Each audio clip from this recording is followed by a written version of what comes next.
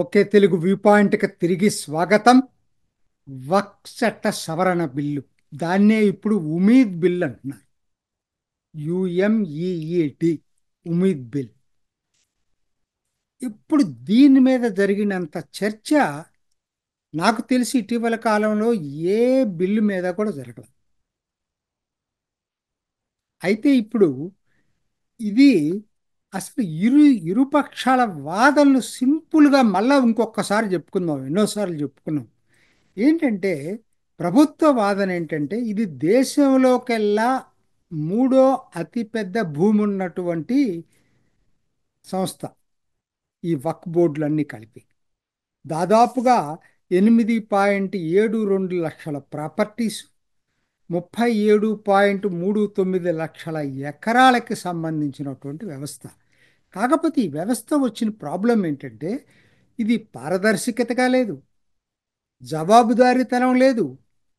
ఎవరో కొద్దిమంది ముత్తావలిక్స్ దీన్ని కంట్రోల్ చేసి టోటల్గా ఈ ఆస్తులన్నిటినీ కూడా వాళ్ళ పద్ధతిలో నడుపుకుంటున్నారు. స్వార్థం కోసం దీన్ని వాడుకుంటున్నారు. ఇది అందరూ చెప్పేదే. అందుకని వక్ఫ్ బోర్డుని పునఃసమీక్షించాలి. అంటే వక్ఫ్ బోర్డులో అందరికీ ప్రాతినిధ్యం ఉండేటట్టు ఉండాలి. ఏదో కొంతమంది ఒక వర్గానికే కాదు, పస్మండా ముస్లింలకు ఉండాలా, మహిళలకు ఉండాలా, అందరికీ ఉండాలా. అదొకటైతే అన్నిటికన్నా దీంట్లో ఉన్నటువంటి పెద్ద లోపం కావచ్చు.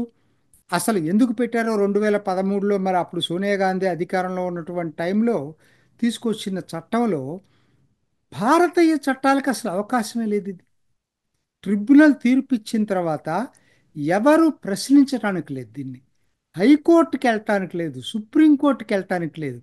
ఇంతవరకు ఇది ఎక్కడా లేనటువంటి ఒక వినూత్న చట్టం అన్నమాట ఇది. సో కాబట్టి దాన్ని మార్చాలనేది ప్రభుత్వ వాదన. అవతల వాళ్ళు చెప్పే వాదన ఏంటి? ఇది మా మత వ్యవహారాల్లో మీరు జోక్యం చేసుకోవటం.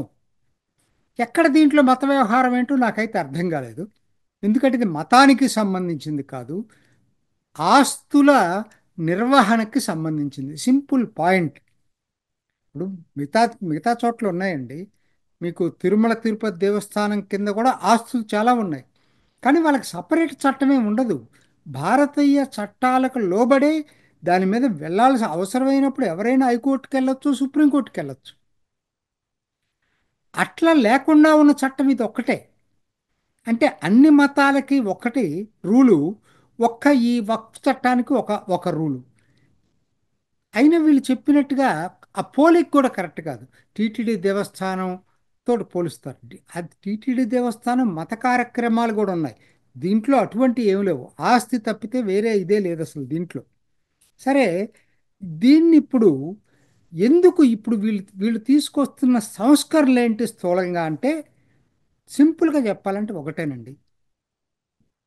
వక్ఫ్ బోర్డుల్ని విస్తృతపరచటం, అందరికి అవకాశాలు ఇవ్వటం. పస్మాండా ముస్లింలకైనా, ఆఫ్ఘన్లకైనా, బొహ్రాలకైనా అవసరమైతే వాళ్ళకి సపరేట్ వక్ఫ్ బోర్డులు పెట్టడం, అట్లానే మహిళలకు కూడా ప్రాధాన్యత కల్పించటం. రెండోది, ఇదంతా ఆన్లైన్ చేసి దీన్ని ప్రతి పబ్లిక్ కూడా తెలుసుకునేటట్టు ఉండాలి, ట్రాన్స్పరెంట్గా ఉండాలి. రెండోది, ఇవన్నీ కూడా భారతీయ చట్టాలకు లోబడి ఉండాలి. దీంతో పాటు ఈ ఈ చట్టంలో ఒకటి తీసుకొచ్చారు. 6 నెలల లోపల పోర్టల్లో అన్నీ రిజిస్టర్ కావాలా. ఒకవేళ డాక్యుమెంట్స్ లేకపోతే మాత్రం ఈ 6 నెలల లోపలే చూపించాల్సిన అవసరం ఉంది. కానీ వాళ్ళకు ఎగ్జామ్షన్ ఇచ్చారు. మసీదులకి, శ్మశానాలు ఎప్పటి నుంచో వాళ్ళ అధీనంలో ఉన్న వాటికి డాక్యుమెంట్ లేకపోయినా పర్వాలేదని కూడా దీంట్లో పెట్టారు. వీళ్ళు చెప్పినట్టుగా ఆర్బిట్రరీగా ఎక్కడా లేదు.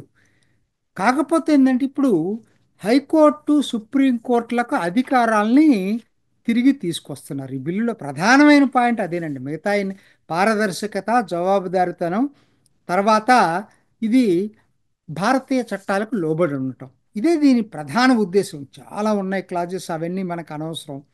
అయితే ఇప్పుడు ఎందుకు నేను ఈ వీడియో మళ్ళా చేస్తున్నానంటే, బిల్లు తీసుకురావటానికి అంతా సిద్ధమైంది. తెలుగులో అంటాం కదా, వేళాయనైన వేళ వేళ అయ్యింది. ఇప్పుడు 2వ తేదీ బుధవారం లోక్సభలో ప్రవేశపెట్టి మార్నింగ్ పెట్టి తర్వాత దీన్ని ఆమోదించే అవకాశం ఉంది. అదే గురువారం 3వ తేదీ రాజ్యసభలో ఆమోదించే అవకాశం ఉంది. ఎందుకు చెప్తున్నానంటే 4వ తేదీతోటి ఈ పార్లమెంటు సమావేశాలు అయిపోతాయి. ఈ లోపల ఎట్లయినా ఈ బిల్లును ఆమోదింప చేసుకోవాలనే దాంట్లో ప్రభుత్వం ఉంది. దీనికి ఆశ్చర్యకరంగా ఇప్పుడు అజ్మీర్ దర్గా చీఫ్ ఎవరైతే ఉన్నారో సయ్యద్ హాజీ సయ్యద్ సల్మాన్ చిష్టి, ఈ చిష్టి ఫౌండేషన్ కూడా ఈయనే చైర్మన్. ఈయన నిన్న హిందూలో ఒక పెద్ద ఆర్టికల్ రాశాడు. ఎందుకు దీన్ని నేను మద్దతు ఇస్తున్నాను, ఈ బిల్లు రావాల్సిందే అని చెప్పి రాశాడు. ఎంత దారుణంగా ఉంది వక్ఫ్ బోర్డులు అసలు. అసలు ఆ ముత్తావాలిక్స్ అయితే అన్ని వాళ్ళ చేతిలో పెట్టుకుని నడుపుకుంటున్నారు. ఇవాళ ఉన్న ప్రాపర్టీస్కి 200 కోట్ల రూపాయలే ఆదాయం చూపిస్తున్నారు. 20,000 కోట్ల ఆదాయం వస్తుంది కరెక్ట్గా మెయింటైన్ చేస్తే. రెంట్లు, నామినల్ రెంట్లు ఎప్పటి నుంచో ఇంతవరకు అసలు మార్చడం కూడా మార్చలేదు. 20,000 కోట్ల రూపాయల ఆదాయం వస్తుంది ఒక్క రెంట్ల ద్వారానే, సరిగ్గా వీళ్ళు కనుక మేనేజ్ చేస్తే అని చెప్పి. ఈ సవరణలు రావాల్సిందే, పారదర్శకత కావాల్సిందే అని చెప్పి ఆయన ఒక పెద్ద ఆర్టికల్ రాశాడు. అది ఇవాళ పెద్ద చర్చనీయాంశమైంది.